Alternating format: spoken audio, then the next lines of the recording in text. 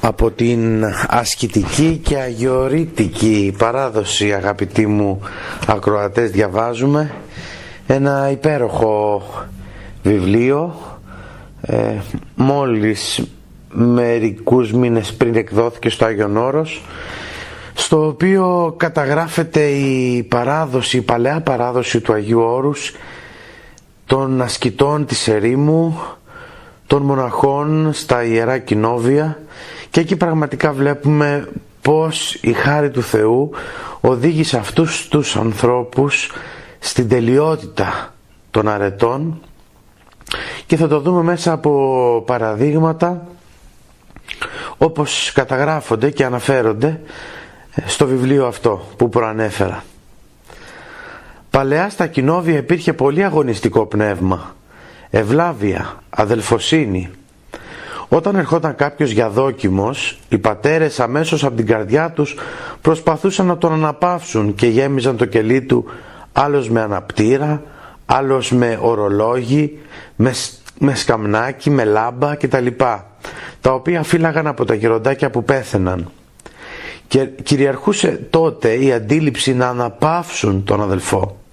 Είχαν σε ευλάβεια και υπόλοιψη τους αγωνιστές που αγαπούσαν την Εκκλησία και όχι τους αργόσκολους ή αυτούς που αγαπούσαν τον περισπασμό.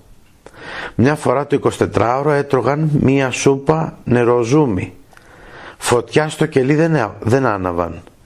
Υπήρχε μία ελευθερία που πήγαζε από την εσωτερική υπακοή, και σε ένα τέτοιο περιβάλλον και σε μια τέτοια ατμόσφαιρα αφομοιωνόταν ο νέος μοναχός. Ο νέος μοναχός, που ήταν ένα μπουμπούκι, έβρισκε το κατάλληλο κλίμα για να ανθίσει και να καρποφορήσει. Δεν γινόταν όπως σήμερα, που σε πολλά μοναστήρια υπάρχει ένα στρατιωτικό πνεύμα και μια αρρωστημένη υπακοή, οπότε το μπουμπούκι, ο νέος μοναχός, συνέχεια χτυπιέται από βροχές και παγωνιές και δεν μπορεί να ανθίσει. Υπήρχαν τότε ευλαβείς γέροντες που έδιναν καλό παράδειγμα. Σήμερα, και μιλάει για το έτος 1976, δυστυχώς για πολλούς αγιορείτες όλη η πνευματικότητα είναι πόσους πατέρες έχει το μοναστήρι και κάθε πόσο κοινωνούν. Οι γυναίκες είναι αδύναμοι. Στα γυναικεία μοναστήρια έχουν ανάγκη από μια ανδρική σκιά, ένα πνευματικό.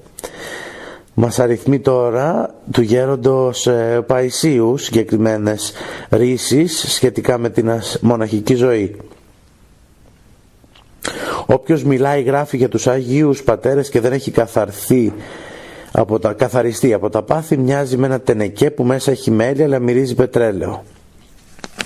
Ο προκομμένος άνθρωπος, όπου και αν βρεθεί, είτε στο γάμο είτε στο μοναχισμό, θα είναι επιτυχημένος, έστω και αν πάρει λάθος δρόμο από κακή διάγνωση του πνευματικού του. Πολύ σημαντική παρατήρηση. Στον αρχάριο, στο μικρό παιδί και στον πολύ ευαίσθητο, ο Θεός δεν επιτρέπει να δουν καλά τον εαυτό τους, γιατί θα πέσουν σε απόγνωση. Οι χριστιανοί παλαιά είχαν πιο πολύ ευλάβεια στο αντίδωρο από ότι πολλοί μοναχοί σήμερα στη Θεία Κοινωνία. Όταν στην προσευχή δεν νιώθουμε παρηγοριά και χαρά, όπως το μικρό παιδί που πηγαίνει στην αγκαλιά της μάνας του, τότε ή κάποιον έχουμε πληγώσει με τη συμπεριφορά μας και τη σκληρότητά μας, ή υπάρχει περηφάνεια. Πολύ βοηθά το μοναχό η έρημος, γιατί αποφεύγει τους περισπασμούς. Η ζωή στην έρημο είναι απλή και μπορεί ο μοναχός να δοθεί ολόκληρος στα πνευματικά. Ο άνθρωπος που έχει ταπείνωση και να ξεκλίνει κάποτε, τον σκεπάζει η χάρις του Θεού, ενώ υπερήφανος είναι σαν το χαλασμένο τιμόνι που πάντα βαδίζει στραβά. Ή άλλη εικόνα, σαν ένα πριόνι σιγιασμένο, δηλαδή τροχισμένο από τη μία πλευρά. Όταν γλυκαθεί κανείς στην προσευχή, στην ευχή, δεν θέλει να βγει από το κελί του. Τότε η ευχή δεν κουράζει, αλλά ξεκουράζει. Όταν εμείς δεν θέλουμε να βγούμε από το καλύβι μας, αλλά από αγάπη βγαίνουμε και θυσιάζουμε την ησυχία μας χάρη κάποιον αδελφού, τότε ο Θεός βλέπει την αγάπη μας και αναπληρώνει. Για τους δρόμους του Άγιον Όρος, ο Άγιος Νείλος είχε προφητεύσει ότι θα έρθει καιρός που το Άγιον Όρος θα ζωστεί όλο με μια κορδέλα πανί, με δρόμους δηλαδή, και ότι το Άγιον Όρος θα μείνει από τον Άγιο Παύλο και πέρα, δηλαδή μέχρι τη Βίγλα, διότι μόνο αυτό το κομμάτι έμεινε χωρίς δρόμους. να φερόμαστε με απλότητα προς τους άλλους και να δεχόμαστε τις παρατηρήσεις απλά. Αν κινείται κανείς απλά και με καλούς λογισμούς, χαίρεται όταν τον μαλώνουν. Θα το επαναλάβω. Να φερόμαστε με απλότητα προς τους άλλους και να δεχόμαστε τις παρατηρήσεις απλά. Αν κινείται κανείς απλά και με καλούς λογισμούς, χαίρεται όταν τον μαλώνουν. Να έχεις πάντα ένα βιβλίο ανοιχτό πάνω στο τραπέζι για να μην βρίσκει ευκαιρία ο διάβολος να φέρνει λογισμούς. Στην καλογερική το καλό είναι ότι καθαρίζουν οι λογισμοί, επειδή βλέπει και ακούει κανείς καλά πράγματα. Λίγη μελέτη και πολλή ευχή. Στην προσευχή και στη λατρεία πρέπει να συμμετέχουμε με όλη μας την καρδιά. Κάποτε μου παρουσιάστηκε ο Σατανάς και μου είπε: εγώ είμαι ο Χριστός, προσκύναμε. Του απάντησα: εγώ το Χριστό μου πάντα τον προσκυνώ, και αν ήσουν ο Χριστός δεν θα μου ζητούσες να σε προσκυνήσω. Οι μοναχοί πρέπει ιδιαίτερως να τιμούν τα εισόδια της Θεοτόκου, γιατί όπως η Παναγία εισήλθε στα Άγια των Αγίων και οι μοναχοί εισέρχονται με την κουρά τους στην Αγία ζωή της μοναχικής πολιτείας. Για τους μη προχωρημένους πνευματικά η εξωτερική εγκαταστασία δείχνει την εσωτερική. Αν δεν υπάρχει ανδρικό φρόνημα, δεν υπάρχει προκοπή. Ανδρισμός είναι όταν δίνεσαι ολόκληρος με εμπιστοσύνη στο Θεό. Αυτός που έχει ανδρισμό έχει και αγάπη και ο Θεός τον υπολογίζει. Άκουσα ότι αυτές τις μέρες κουνιέται το κανδύλι της Παναγίας των Ιβύρων. Η Παναγία προσπαθεί να μας αφυπνίσει για να μετανοήσουμε, αλλά οι σημερινοί άνθρωποι δεν κουνιούνται, δεν συνέρχονται, όσο και αν κουνιούνται τα καντήλια. Βοηθά όταν προσεύχεται κανείς σε βουνά και όχι σε χαράνδρες και κλεισούρες. Και ο Χριστός στα βουνά πήγαινε και προσευχόταν. Έτσι ανοίγει ο νους και τα αισθήματα. Γι' αυτό και οι άνθρωποι της Υπήρου και των βουνών έχουν μία λεβεντιά. Όταν κάποιος είναι νευριασμένος, καλύτερα να μην του μιλήσεις καθόλου, έστω και με τον καλό τρόπο, διότι μοιάζει με τον πληγωμένο που δεν δέχεται ούτε και το χάδι, γιατί ερεθίζει τις πληγές του. Η ψυχή και το πνεύμα που αναφέρονται στην Αγία Γραφή δεν είναι δύο διαφορετικά πράγματα, όπως έλεγε ο Μακράκης. Παραδείγματος χάρη, μεγαλύνει η ψυχή μου τον Κύριον και η γαλίαση το πνεύμα μου, λέει ο ψαλμός. Δεν πρέπει να λεπτολογούμε αν κάποιος πει κάτι από απλότητα, δογματικός άστοχο. Πρέπει να τον παίρνουμε με καλό λογισμό, διότι ο Θεός θα κρίνει με το δικό του τρόπο. Όταν ο άνθρωπος αμαρτάνει, η χάρις του Θεού τον εγκαταλείπει. Όταν μετανοήσει, πάλι επανέρχεται και καθαρίζεται τελείως, μόνο που μένει ένα σημάδι από το λεκέ, που και αυτό είναι καθαρό όσο και το άλλο, ή ένα σημάδι στο σημείο που κόλλησε η λαμαρίνα με οξυγονοκόλληση τόσο καλά που ούτε λίμα δεν το πιάνει. Μου έλεγε ένας μάγος ότι όταν ανάβει κερί καθαρό, τα δαιμόνια δεν τολμούν να πλησιάσουν όταν τα καλεί, όπως πλησιάζουν όταν ανάβει σπαρματσέτο. Η εποχή μας είναι πολύ δύσκολη και πρέπει σήμερα οι χριστιανοί να κάνουν πολύ υπομονή για να έχουν μεγάλο μισθό.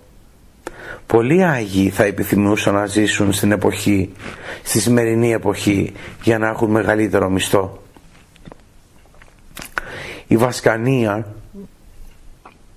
είναι ένας ζήλος με κακία και φθόνο. Πρέπει ο ζήλος μας να είναι καλός, χωρίς κακία.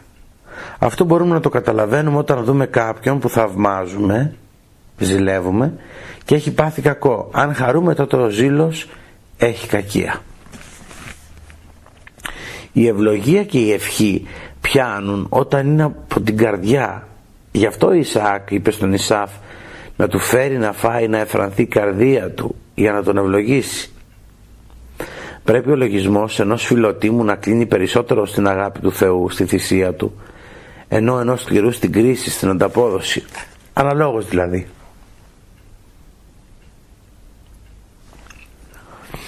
Πρέπει να αγωνιστούμε να ξεριζώσουμε τα μεγάλα πάθη, διότι ξεριζώνοντας ένα μεγάλο πάθος, ξεριζώνονται και πολλά άλλα μικρά. η ταπείνωση και η αγάπη, να, αυτό είναι το παν.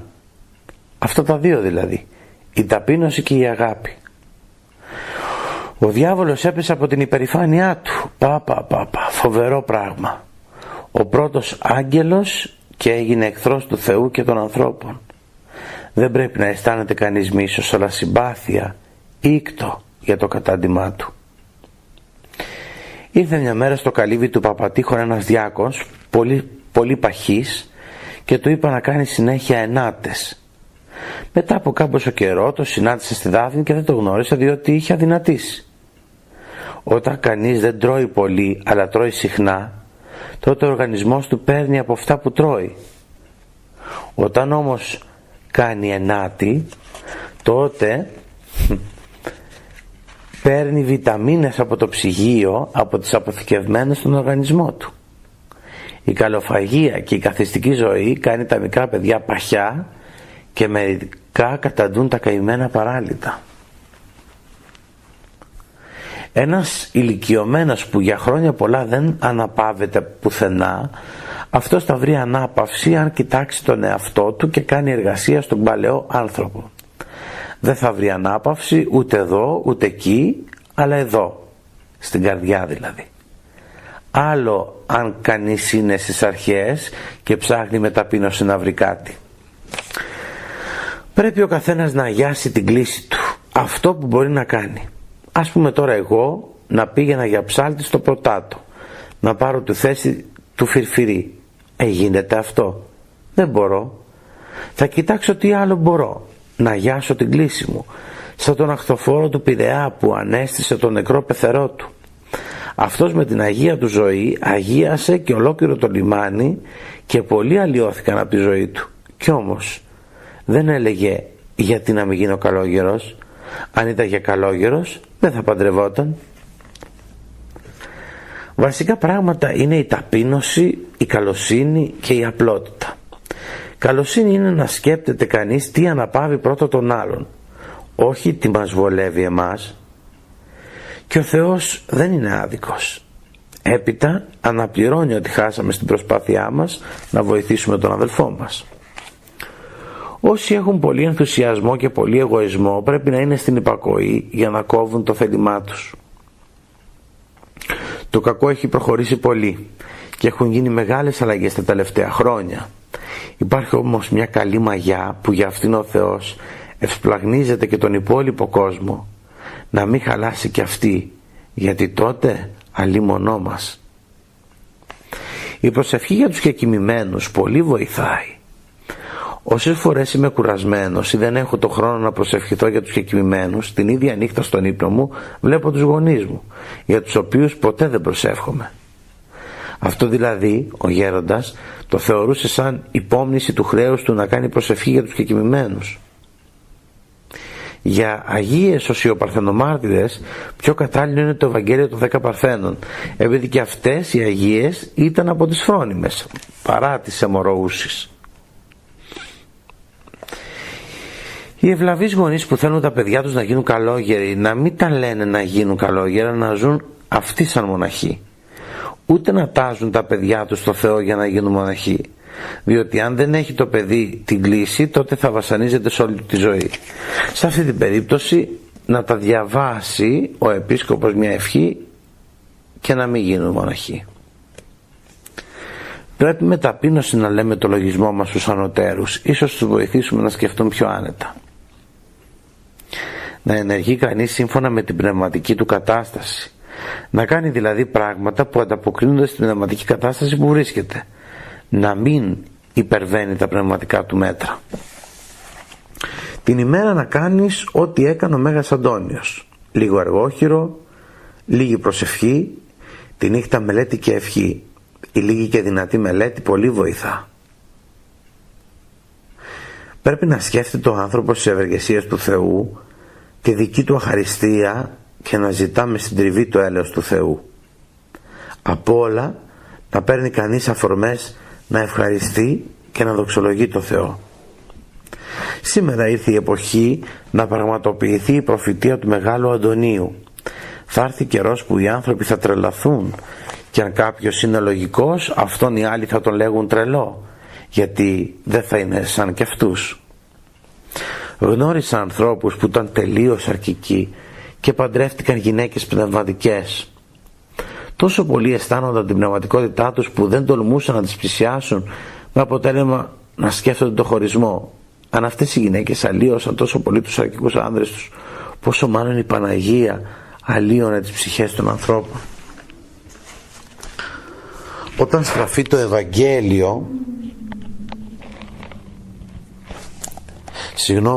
όταν γράφει το Ευαγγέλιο ότι ο Ιησούς προέκοπτε σοφία και ηλικία και χάριτη, δεν εννοεί ότι ήταν στην αρχή ατελής στη γνώση και στην αρετή και ότι προέκοπτε σε αυτά μεγαλώνοντας, αλλά ότι έχοντας εξ αρχής όλη τη γνώση και την αγιότητα, αφού εξ αρχής ήταν ενωμένος με τη θεότητα, τις φανέρωνε σιγά σιγά μεγαλώνοντας, για να μπορέσουν οι άνθρωποι να τον δεχθούν και να μην νομιστεί σαν τέρας. Η χάρη της ιεροσύνης είναι ένα ξεχωριστό πράγμα. Παραδείγματος χάρη σαν μια ξένη μπαταρία από την οποία παίρνουμε ενέργεια. Δεν είναι κάτι δικό μας που το αποκτήσαμε με τον αγώνα μας. Οι διαχριστών σαλοί έχουν πολλή ταπείνωση και κάτι το ξεχωριστό από όλους τους Αγίους και από τους άλλους Αγίους. Γι' αυτό και μαθαίνουν τα μυστικά του Θεού. Παλαιά εδώ στο Άγιον Όρος έβλεπε κανείς πολλούς. Όταν παραδείγματος χάρη η κοινότητα έκανε κανένα σφάλμα, αυτοί πήγαιναν και χτυπούσαν πέθυμα τις καμπάνες του Πρωτάτου. Πολλοί που τους είχαν σε ευλάβεια καταλάβαιναν.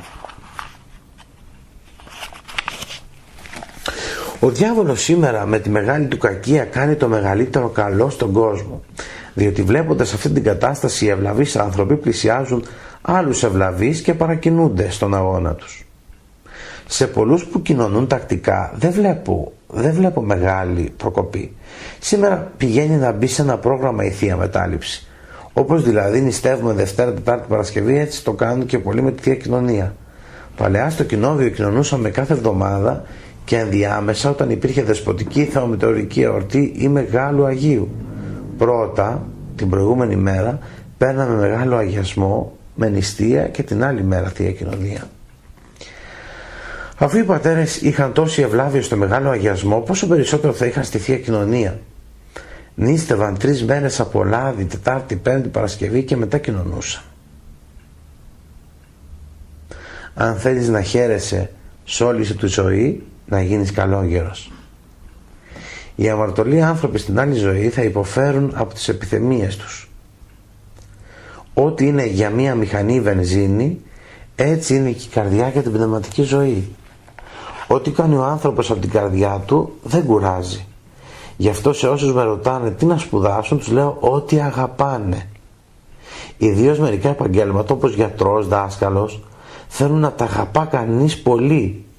Και στην πνευματική ζωή, στην προσευχή, πρέπει να συμμετέχει η καρδιά. Η πνευματική ζωή θέλει πολύ αυταπάρνηση και φιλότιμο. Όταν κάποιος έχει πεσμένο το ηθικό του, πρέπει να του δίνουμε θάρρος και να τον ανεβάζουμε. Ενώ όταν είναι ψηλά και έχει εγωισμό, πρέπει να τον ταπεινώνουμε. Όταν ανάβουμε κερί για την ψυχή κάποιου κεκοιμημένου, ωφελείται πολύ.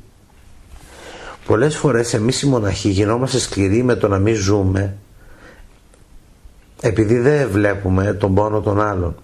Ενώ οι λαϊκοί, οι καημένοι, είναι πονετικοί, επειδή ζουν κοντά σε πονεμένους ανθρώπους. Γι' αυτό πρέπει τον πόνο των άλλων να τον κάνουμε δικό μας πόνο και να προσευχόμαστε για όλους. Υπάρχουν άνθρωποι που είναι δεμένοι με πρόσωπα του σπιτιού και θέλουν να γίνουν καλόγεροι. Είναι διχασμένοι. Μια η ζυγαριά της αγάπης τους κλείνει από εδώ και μια από εκεί. Αυτοί αν μπορέσουν να ξεγατζωθούν από τη σαρκική τους αγάπη, κάνουν μεγάλη προκοπή, διότι έχουν αγάπη μέσα τους. Όταν στην προσευχή δεν αισθανόμαστε παρηγοριά, τότε κάτι συμβαίνει. Θα πρέπει να μετανοήσουμε και να το διορθώσουμε. Δεν είναι όπως λένε μερικοί ότι από φθόνο του διαβόλου συμβαίνει, αλλά σαν να μας λέει ο Θεός, δεν σε καταλαβαίνω όπως μου μιλάς. Η προσευχή, όπως και η Θεία Κοινωνία, είναι μυστική βρώση. Γι' αυτό χρειάζεται προετοιμασία καθαρή συνείδηση. Ήρθε κάποιος και μου είπε ότι διάβασε μερικά βιβλία για την ευχή και μετά πίεσε τον εαυτό του για να τα εφαρμόσει, με αποτέλεσμα να τον πονέσει η καρδιά του. Του είπα: δεν έχεις υλικό για ταπείνωση, δηλαδή αμαρτίες. Δεν έχεις υλικό για ταπείνωση, δηλαδή αμαρτίες. Ταπεινώσου. Τότε θα αισθανθείς σαν ανάγκη το έλεος του Θεού και η ευχή θα κυλά μόνη της χωρίς πίεση. Πολλές φορές η σωματική καθαρότητα, η αγνότητα που λέμε, είναι η μάσκα όλων των παθών. Δεν με φοβίζει το ότι έχει κάνει πολλά λάθη. Με φοβίζει όμως ότι όταν δεν μπει μέσα του η καλή ανησυχία να αρχίσει αγώνα και να προσέχει να διορθωθεί. Από τη στιγμή που γνωρίσει κανείς τον εαυτό του και εντοπίσει τα πάθη του, πάει, τελείωσε. Συνηθίζει κανείς έναν τρόπο ζωής και η συνήθεια γίνεται δεύτερη φύση. Έπειτα είναι δύσκολο να αλλάξει.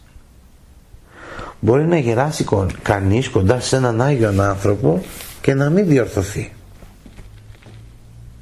Ο Θεός θέλει να τον παρακαλούμε να μας βοηθήσει για να επέμβει, γιατί σέβεται το αυτεξούσιό μας. Ο πνευματικά προχωρημένος άνθρωπος καταλαβαίνει τις διαθέσεις των άλλων. Αν παραδείγματος χάρη θέλουν να τον εκμεταλλευτούν, να τον κλέψουν, βάζει όμως πάντα καλό λογισμό ότι ο άλλος το έχει ανάγκη και δεν υπερασπίζεται τον εαυτό του. Ο Άγιος έχει μια διαίσθηση που καταλαβαίνει τις διαθέσεις των άλλων. Αν δεν υπάρχει ειλικρινής μετάνοια και ταπείνωση για να αισθανθεί ο άνθρωπος το έλεος του Θεού σαν ανάγκη, μόνο τα εξωτερικά και η πίεση οδηγούν σε πλάνη. Ο νους μας όσο γίνεται να βρίσκεται κοντά στο Θεό και να σκέφτεται πάντα το αγαθό. Όπως όταν σπέρνουμε ένα πλόχερο χούφτα σιτάρι θα πάρουμε ας πούμε 2 κιλά, έτσι και όταν σπέρνουμε αγκάθια θα πάρουμε αγκάθια. Όποιος κάνει καλοσύνες, αυτές θα γεννήσουν και άλλες καλοσύνες, και όποιος κάνει αμαρτίες, αυτές θα γεννήσουν άλλες περισσότερες. Το σώμα γερνά, αλλά η καρδιά, δηλαδή οι καλές, οι κακές επιθυμίες, δεν γερνά. Συνήθως όταν κανείς είναι στις αρχές της καλογερικής, ο νους του πηγαίνει σε κοσμικά, σε βλάσφημα ή αισχρά πράγματα. Όταν προχωρήσει κάπως στην πνευματική ζωή ο μοναχός, ο νους του πηγαίνει σε αδιάφορα, ούτε καλά που ωφελούν, ούτε αμαρτωλά. Μετά όμως, όταν προχωρήσει κανείς ακόμα, την ώρα της προσευχής ο λογισμός του πιάνει πνευματική συζήτηση και νομίζω ότι είναι καλό πράγμα, ενώ γίνεται αυτό για να απασχολεί το νους του από την προσευχή. Σαν κάποιος που πηγαίνει να κοινωνήσει, πιάνει το μάκτρο και τότε έρχεται ο άλλος για να ρωτήσει κάτι. Έλεγε και ο Γεροπέτρος ότι μπαίνει και ο πειρασμός στη μέση και γίνεται πνευματική συζήτηση. Στην έρημο αισθάνεται κανείς τον εαυτό του μικρό και όταν συναντήσει άνθρωπο του δείχνει μεγάλη αγάπη, έστω και αν είναι άγνωστος. Η υπερηφάνεια είναι κατά βάθος έλλειψη αγάπης, φιλαυτία. Είπα σε κάποιο νέο έγγαμο που έλεγε ότι ο μοναχισμός δεν είναι μυστήριο, αλλά μόνο ο γάμος είναι μυστήριο. Του είπε ότι ο μοναχισμός είναι από τα μυστήρια της τριαμβεύουσας εκκλησίας, διότι από αυτή τη ζωή ζει την αγγελική ζωή. Όμως στο σημείο αυτό, αγαπητοί μου, θα σταματήσουμε τις ρίσεις αυτές, τις σπουδαίες, τα σπουδαία αποφθέγματα του γέροντος Παϊσίου, όπως είναι καταγεγραμμένο στο βιβλίο από την ασκητική και ησυχαστική αγιορητική παράδοση, μια έκδοση του Αγίου Όρους, και θα συνεχίσουμε στην επόμενη μας εκπομπή, συνεχίζοντας από αυτές τις νουθεσίες του γέροντος, του διορατικού γέροντος, αγαπητού γέροντος Παϊσίου.